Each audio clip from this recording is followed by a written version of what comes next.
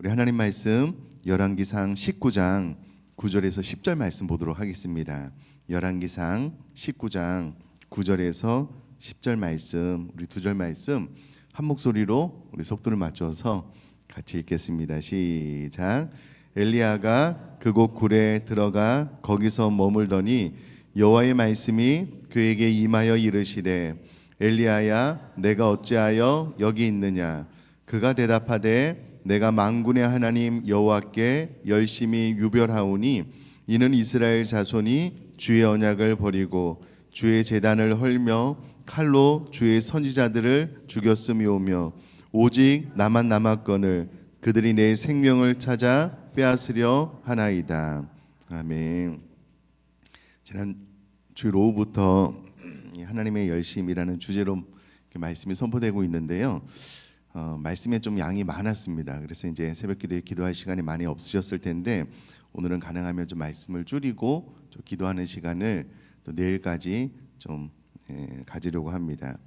우선에 엘리야 하면 우리 모두가 엘리야의 스토리를 잘 알고 있습니다. 그가 말 한마디 하나님의 뜻을 받고 전했더니 비가 오지 않는 거예요.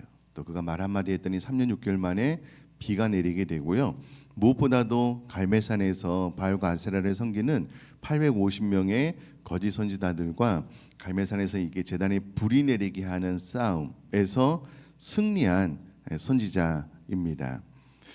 그런데 그 이후로 이 엘리야는 이 이스라엘 백성들이 획기적으로 바뀔 줄 알았어요. 왜냐하면 갈멜산에서 불이 내렸거든요. 그 가운데 참신이 하나님밖에 없다라는 것을 이스라엘 백성들이 다 목도했거든요. 그런데 그에게 돌아오는 응답은 이스라엘 백성들의 변화가 아니라 이세벨로 인하여 이세벨이 이 엘리야를 죽여버리겠다라는 말이었습니다. 이에 낙심하고 좌절한 엘리야가 로뎀나무 아래까지 피하여 죽기를 구하였는데요. 하나님께서 그를 위로하고 격려하고 힘을 더하여서 결국은 갈멜산 호렙산까지 나아가게 합니다.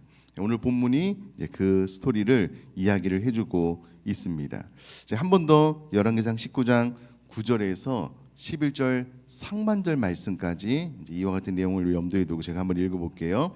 엘리야가 그곳 굴에 들어가 거기서 머물더니 여호와의 말씀이 그에게 임하여 이르시되 엘리야야 내가 어찌하여 여기 있느냐. 그가 대답하되 내가 만군의 하나님 여호와께 열심히 유별하오니 이는 이스라엘 자손이 주의 언약을 버리고 주의 제단을 헐며 칼로 주의 선지자들을 죽였음이오며 오직 나만 남았거늘 그들이 내 생명을 찾아 빼앗으려 하나이다. 여호와께서 이르시되 너는 나가서 여호와 앞에서 산에 서라 하시더니 이 산에서 하나님께서 나타나셔요. 근데 여러분 요한계시록을 보면은요 소아시아 7교회에게 하나님께서 메시지를 전하실 때에 예수님께서 메시지를 전하실 때요 그 소아시아 7교회에 나타나신 예수님의 모습이 다 달라요. 다 다른 이유는 예수님의 나타나신 그 모습을 통한 그 자체 메시지가 있기 때문에 그렇습니다. 그러므로 오늘 본문의 말씀도요 하나님께서 엘리야에게 나타나시기 전에 있었던 이 사건들 자체에 메시지가 있다는 것을 알 수가 있습니다. 자, 그러면 어떤 모습으로 나타났는가? 열왕기상 19장 11절로 12절까지 한번 같이 읽겠습니다. 시작.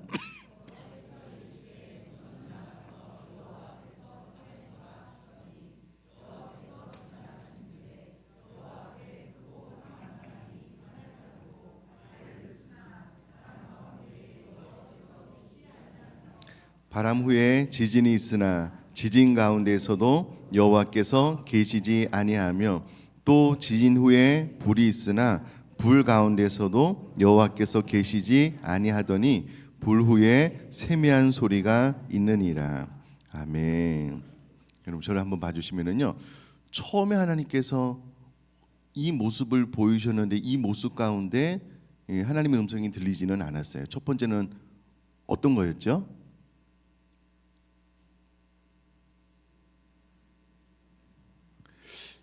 신기하죠. 내가 내 눈으로 읽었는데 처음에는 뭐라고요? 강한 바람. 그렇죠. 아시는데 대답을 안 하셨구나. 두 번째는요? 이게 이제 이게 대답이 잘 안 되면 내가 하나님의 말씀을 어떻게 읽는지 나의 습관을 좀 점검해 볼 필요가 있어요. 하나님 말씀을 읽을 때 이렇게 주의 깊게 보면은요, 이게 딱 기억이 나거든요. 처음에는 강한 바람, 두 번째는 지진, 세 번째는요 불 그렇죠. 근데 이 세 모습 가운데 하나님께서 말씀하지 않고요, 마지막에 세미한 음성으로 하나님께서 말씀하시는 부분이 이제 오늘 본문에 우리가 읽은 이 내용입니다. 근데 여러분 이것도 자체의 메시지가 있기 때문에 좀 구체적으로 살펴볼 필요가 있는데요. 여러분, 산을 가르고 바위를 부수는 바람이다라고 기록을 하고 있습니다. 자, 크고 강한 바람이 눈앞에서 보여지게 되는데요. 산을 가르고 바위를 부수는 바람이었다라고 설명을 하고 있습니다.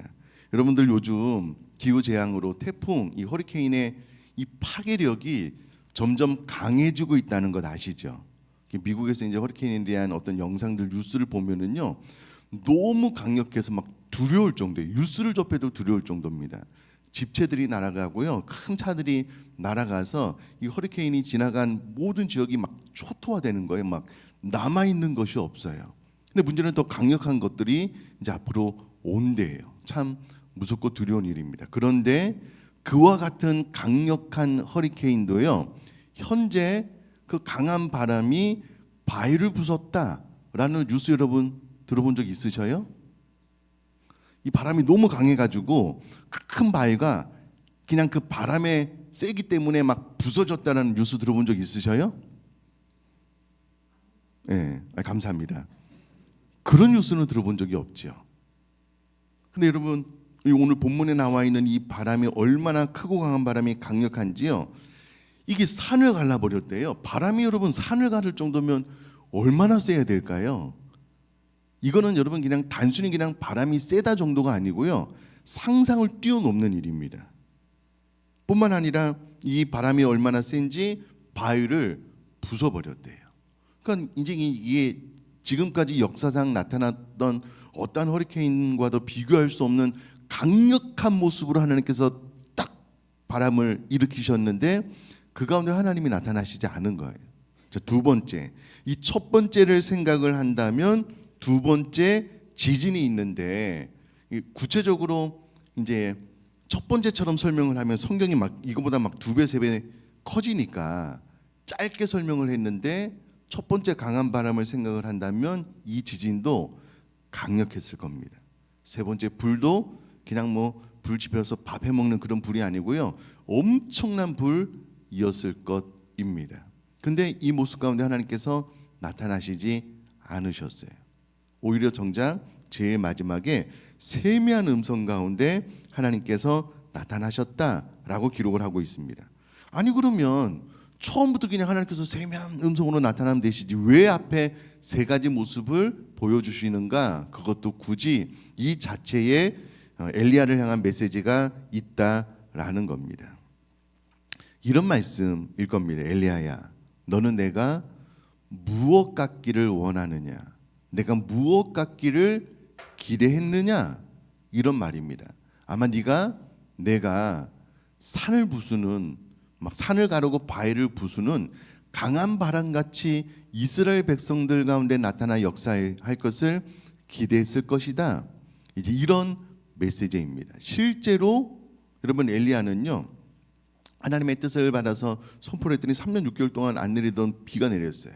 갈멜사에서 불이 내리고 난 다음에요, 비가 내릴 때에 여러분 아합이 탄 마차 앞에서 달렸습니다. 여러분, 말이 이끄는 마차 앞에서 뛰려면은요, 하나님의 능력이 얼마나 강력하게 임해야 되겠냐고요. 그때 엘리야는 확신했을 거예요.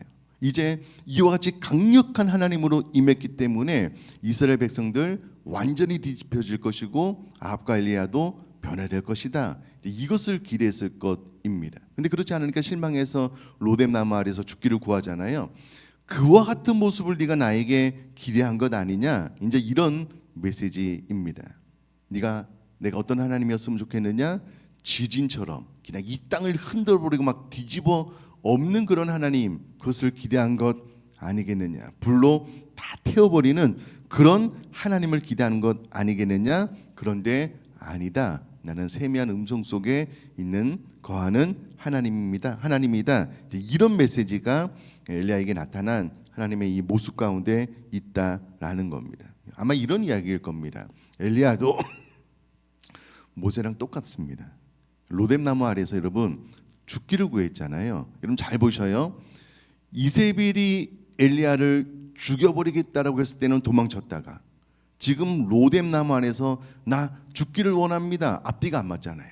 그러면 그가 진짜 죽기를 원했다면 그냥 그 이세벨에게 그냥 잡혀 죽이면 되잖아요. 근데 굳이 여기서는 도망갔다가 로뎀나무 아래서는 죽기를 구했다는 것은 하나님 앞에 불만이 있는 거예요. 하나님, 도대체 이게 뭐냐고. 왜 나로 하여금 그 850대 1로 싸워서 그 갈멜산에서 불이 내리게 역사했냐고. 왜 나로 하여금 미친 사람처럼 그 마차 앞에서 나도 내 몸이 그렇게 빨리 달릴 줄 몰랐다고. 왜 그렇게 빨리 달리게 했냐고. 그래서 이스라엘 백성들이 완전히 뒤집어질 줄 알았는데 지금 이게 뭐냐고. 하나님께서 나를 사용하실 때 정말 강력하게 역사해서 이스라엘 백성을 다 좀 뒤집어 놓고 좀 속이 시원하게 하나님의 하나님 되심을 그냥 확 보여줬으면 좋겠는데 왜 하나님 이렇게 하시냐고. 이런 불만이 지금 하나님 앞에 있기 때문에 하나님께서 바람으로 또 지진으로 불로 나타나셨다라는 겁니다.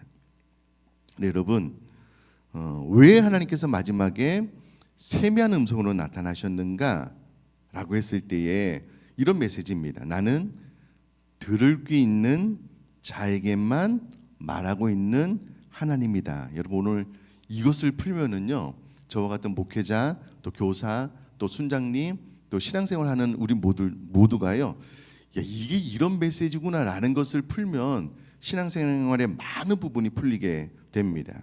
자, 이 부분을 신약 성경은 이렇게 이야기를 합니다. 마태복음 13장 천국 비유장인데요. 마태복음 13장 11절 12절을 같이 한번 읽겠습니다. 예수님께서 이제 많은 메시지를 비유로 말씀하셨는데 비유로 말씀하신 이유가 이것입니다. 우리 11절 먼저 읽겠습니다. 시작.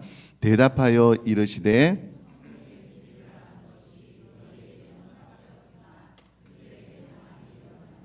아멘 하시면서 또 12절도 읽겠습니다. 시작. 무릇 있는 자는 받아 넉넉하게 되되 없는 자는 그 있는 것도 빼앗기리라.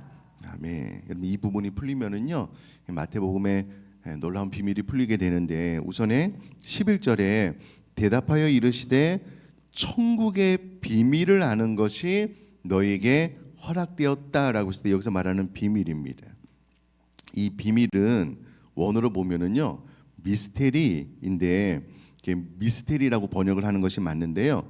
이 미스테리와 시크릿의 차이가 있다라는 거예요. 비밀이 무엇이냐면 안 가르쳐 주면 모르는 것이 비밀인데 이 비밀을 가진 사람이 상대방에게 안 보여줘서 모르는 것을 비밀 시크릿이라고 합니다. 근데 이 상대방이 보여줬어요.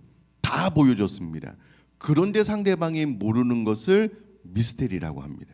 그런데 여기서 말하는 천국의 비밀이 미스테리라는 거예요. 보여줬는데 상대방이 모르는 것을 비밀 미스테리라고 한다라는 거예요. 그러므로 여러분 12절에 무릇 있는 자는 받아 넉넉하게 된다라고 했을 때 여기서 말하는 있는 자라는 의미는 소위 말해서 예를 들어서 우리가 뭐 재산을 갖고 있어서 하나님께서 물질의 복을 더 주셔서 더 많이 갖게 된다 그런 의미가 아니고요. 여기서 말하는 있는 자는 천국의 비밀 미스테리를 볼 수 있는 사람입니다. 이 비밀을 들을 수 있는 사람이에요. 이런 사람은 받아 넉넉하게 되는데요. 천국 비밀이 선포되었어요. 이 미스테리를 보는 순간 깨닫게 되고 알게 된 사람은요. 그 있는 것도 이제 이것을 보는 사람들은 더 넉넉하게 되는데요. 이것을 알지 못하는 자는 그 있는 것도 빼앗기게 된다라는 그런 말씀입니다. 자, 그러면 이 미스테리를 누가 깨닫게 되냐면은요. 거듭난 사람들, 하나님 말씀에 대한 사모함이 있는 사람들, 영적인 지혜가 있는 사람들, 이런 사람들은 천국의 비밀을 깨닫게 된다라는 거예요. 여러분 지금 엘리야의 가장 큰 소원이 이것인데요. 내가 믿는 하나님, 내가 아는 하나님을 저 원수들도 다 알게 해 주십시오. 이세벨도 알고 아합도 알고 다 이스라엘 백성들이 알고 나라 전체가 뒤집어져서 회개하고 하나님 앞에 돌아오게 해주십시오. 이 간절한 마음이 있었거든요. 근데 여러분 아합은 이세벨은 들어도 여러분 3년 6개월 동안 그동안 비가 오지 않았잖아요. 그런데 또 비가 왔잖아요. 갈멜산에서 불이 내림으로 하나님이 참신이다라는 것이 이 온 천하 가운데 드러났잖아요. 근데 아합과 이세벨 일부 이스라엘 백성들은 봐도 모르는 거예요. 돌이킬 수가 없는 거예요. 그래서 하나님께서 세미한 음성으로 말씀하시면서 네가 생각하는 방식으로 내가 역사할 때도 있지만 대부분은 그렇지 않다는 거예요. 여러분 신기한 거는요, 예수님께서 복음을 증거하실 때는요 3,000명 5,000명이 회개하고 돌아오지 않았어요. 오히려 베드로가 설교할 때는요 막 5,000명씩 회개하고 돌아왔거든요.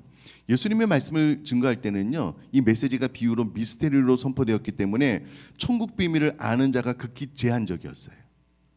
근데 여러분 제가 목회를 하면서 저도 참 의아스러운 것은 이 말씀이 귀한 것이 무엇이냐면요, 오늘 새벽 기도회 때 참 감사해요. 이렇게 4차 많이 참석을 하셔서 아마 TV로도 아마 온라인으로 많이 참석하고 계실 텐데, 지난 19년을 목회하면서요 다 우리가 한 공간에서 예배했잖아요. 제가 선포했잖아요. 하나님 저를 통해서 말씀하셨잖아요. 근데 희한하게 어떤 분들은 이 말씀이요 막 확 막 스폰지처럼 말씀을 흡수해요. 믿음이 확 성장하는 게 막 눈으로 보여요. 똑같은 자리에 있었는데 어떤 분들은 또 그게 또 잘 안 돼요. 저는 그동안 이게 미스테리인 거예요. 근데 이런 천국 비밀이 미스테리로 선포되고 있다는 거예요. 그래서 여러분 이 새벽에 어떻게 성령께서, 내가 피곤하면 이 새벽에 일어날 수 없는 사람인데 희한하게 성령께서 나를 깨워주시네. 이게 새벽기도에 대한 거룩한 부담감과 사모하는 마음을 주시네요. 이 새벽에 나왔더니 엄청 졸린데 희한하게 말씀이 귀에 들려요. 말씀이 이렇게 깨달아져요. 이게 여러분 하나님께서 정말 성령으로 역사하실 때만 가능한 사건입니다. 그래 여러분 내가 이렇게 참석한 게 내가 진짜 이 직분이 있고 목사님이랑 안면이 있어서 내가 이게 어쩔 수 없이 나왔는데 빨리 끝났으면 좋겠다, 이게 아니고 희한하게 성령께서 나를 계속 자꾸 이끌어 주시는데 이 새벽에 엄청 졸릴 텐데 이 말씀이 이해가 되는 게 성령께서 우리와 함께하고 있는 증거라는 거예요. 성령님께서 내 삶 가운데 역사하시기 때문에 그동안 이 성경에 감춰진 미스테리가 다 들려지게 된다라는 거예요. 그러면 여러분 저를 포함한 목회자들, 교사분들, 순장님들도 마찬가지입니다. 내가 열심히 가르쳤는데요 어떤 아이들은 이 귀한 이 영적인 비밀을 깨닫고 막 믿음이 막 자라는데 어떤 아이들은 암만 가르쳐도 믿음이 자라나지 않아요. 왜냐하면 이게 미스테리에 속한 영역이기 때문에 그렇습니다. 그러므로 낙심하고 자질하지 말고 우리가 해야 될 일은 열심히 씨를 뿌리는 것이다라는 거예요. 반대로 또 성도님들의 입장, 저도 말씀을 들을 때의 입장에서 희한하게 이 말씀이 들려지고 깨달아지고 말씀이 사모되어지고 이 말씀대로 살아가고 싶다라는 열망이 있는 것은 성령께서 내 안에 폭발적으로 역사하시는 증거라는 거예요. 그럼 지금 말씀이 들려지고 계십니까? 성령님이 역사하고 계신 줄 믿습니다. 지금 그 이야기를 엘리야 사건을 통해서 하고 계시다라는 겁니다. 자, 이것을 이제 지난 금요일부터 이제 쫙 꿰어 보면은요, 요셉을 애굽의 총리로 성장시키신 하나님, 그 하나님에 대한 스토리가 기억났으면 좋겠는데, 또 욥을 더 높은 차원으로 성숙시킨 하나님 말씀을 들어보니까 그 이해가 다 된 거예요.